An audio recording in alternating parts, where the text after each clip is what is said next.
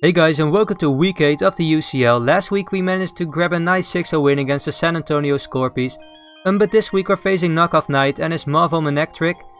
So yeah, hopefully we'll grab a win this week too, but Knight's got a really scary team. His team consists of Tapu Koko, which is one of his Z captains, Weavile, his other Z captain, which is Jirachi, Hawlucha, Mega Venusaur, Vaporeon, Porygon 2, Alolan Marowak, Excelgor, Terrakion, Zygarde 50%, and Audino.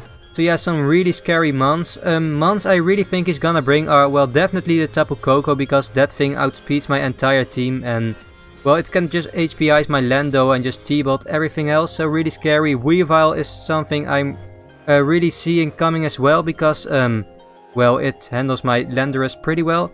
Jirachi is also a mon I think he's gonna bring, maybe to set up rocks or something.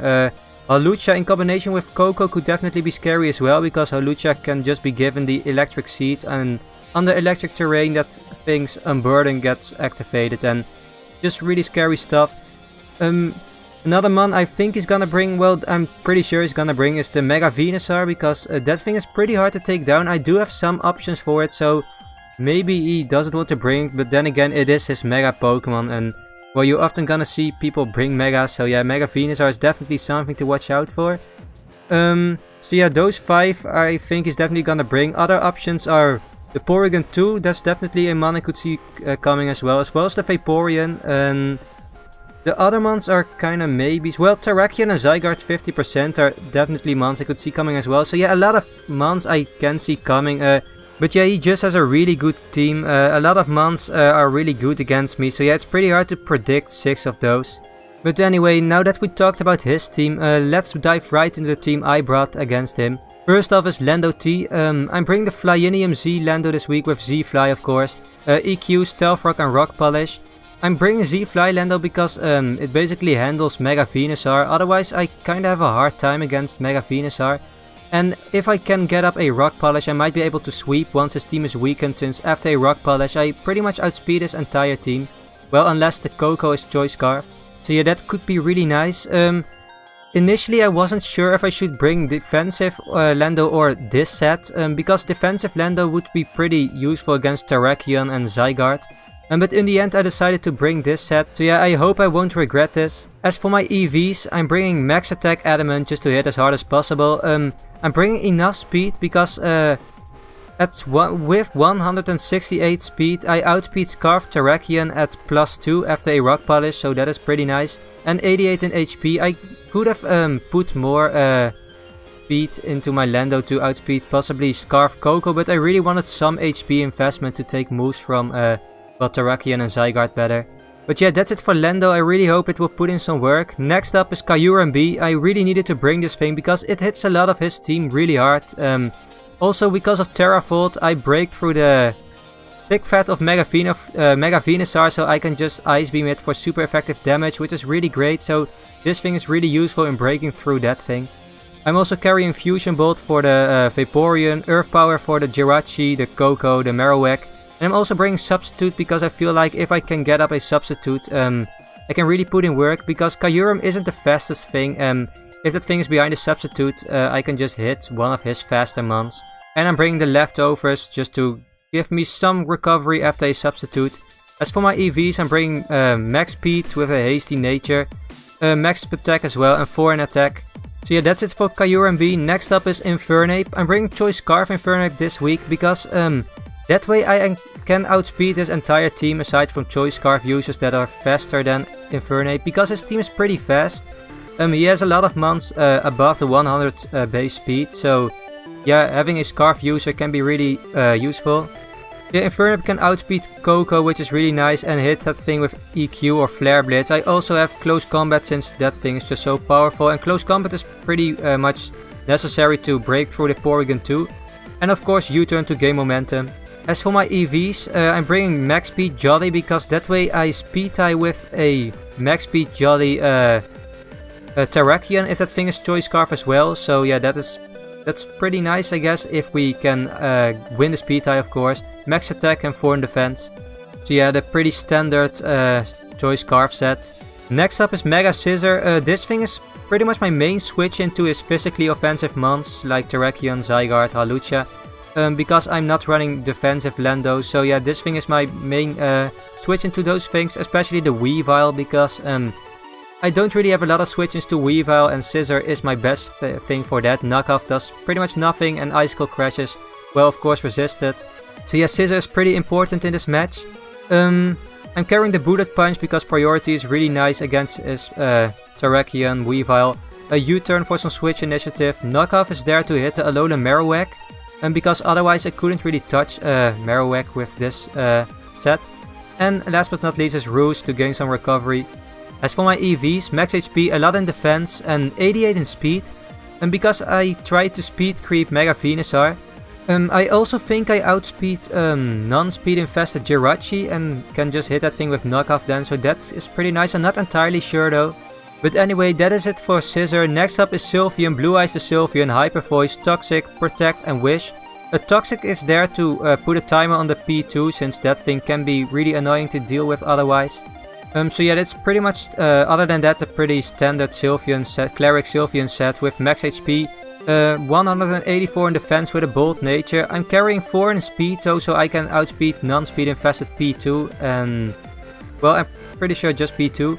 And 68 in Spadef because with this Spadef investment I am never 2-hit KO'd by Life Orb Thunderbolt from Tapu Koko after Leftovers recovery. Yeah, that could come in really clutch. So yeah, that's it for Sylveon. Last but not least is Raikou, Saber Strike to Raikou with the Assault Vest because I really needed to switch into Tapu Koko and this thing is, well, my best switch into that thing. Assault Vest allows me to take the T-Bolts better and stuff. As for my moves, by the way, I'm also carrying Inner Focus instead of Pressure because if he's Choice Scarf Jirachi, he could try to flinch me to death, and with Inner Focus, of course, that can't happen. So that can be really clutch. T-Bolt, Volt Switch, Shadow Ball to hit the Jirachi and the Alolan Marowak, and HP Ice is there for the Zygarde. As for my EVs, I'm bringing Max Attack, 200 in speed with a Timid Nature because that way I outspeed Max Speed Terrakion by 1 point, and the remainder just put in HP.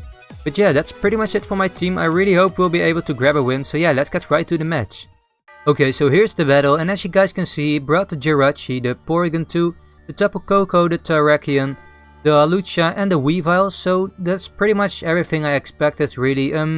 What I was surprised about though was not seeing the Zygarde and the Mega Venusaur because I really thought those two were coming, well, but they didn't. So yeah, that's kinda unfortunate because I brought Z-Fly Lando specifically for the Venusaur and, well, he didn't bring it. But yeah, choosing my lead, I decided to lead off with my Raikou because I was really expecting him to lead with either the Jirachi or the Tapu Koko. And against those two, Raikou was a pretty safe lead, so yeah, I went ahead and led off with Saber Strike to Raikou. But unfortunately for me, he does lead off with his Terrakion. So I have to switch out because I can't risk this thing being scarfed and just kill me. So I go out into my Lando as he just sets up his rocks, which is fine. I'm expecting the switch right here, but he actually stays in and goes for the Stone Edge. I went for rocks, predicting the switch, but yeah, he stayed in. I go for EQ now though, because I was wondering why he stayed in. He goes for a second Stone Edge, landed. But as you guys can see, he is Sash, so that is why he stayed in. Lando is now really low, which sucks, so I have to switch out because I want to preserve it. So I go out into the Scissor. But unfortunately he does crit me right here. According to my calcs, I should have taken a lot from it, but he did get the crit, which really sucked because Scissor is now really low. Here though I go for the Bullet Punch because I just wanted to kill it, but I probably should have went for the Roost because, well, as long as he didn't crit me again, I probably would have been able to live a move since then I would be a Mega Scissor and not a regular Scissor anymore. So yeah, I probably should have went for Roost, but yeah, I didn't want to get crit again, so I went for the BP just to kill the, what's it called, the Terrakion. So Terrakion is down luckily. Now in comes the Jirachi. Here I tried to just get up a Roost just to recover, but he outspeeds me and kills me with the HP Fire. So that really sucks because Scissor was my main way to deal with the Weavile, and Knockoff would have been really useful against the Porygon 2. So yeah, losing Scissor early on kinda sucks, but I am able to get in my Choice Scarf Infernape for free right now and just click Flare Blitz. Nothing on his team wants to take a Flare Blitz.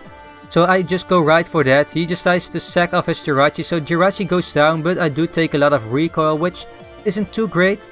In comes the Tapu Koko right now. According to my calcs though, Koko will be able to live a Flare Blitz from this range, so I have to switch out right here. I don't want to lose Infernape yet. I go into my designated Koko switching, which is Raikou. T-Bolt does pretty much nothing. I'm expecting him to switch out right here, so I go for Volt Switch, but he actually goes for the Taunt, so he was probably predicting me to go for either the Calm Mind or the Substitute.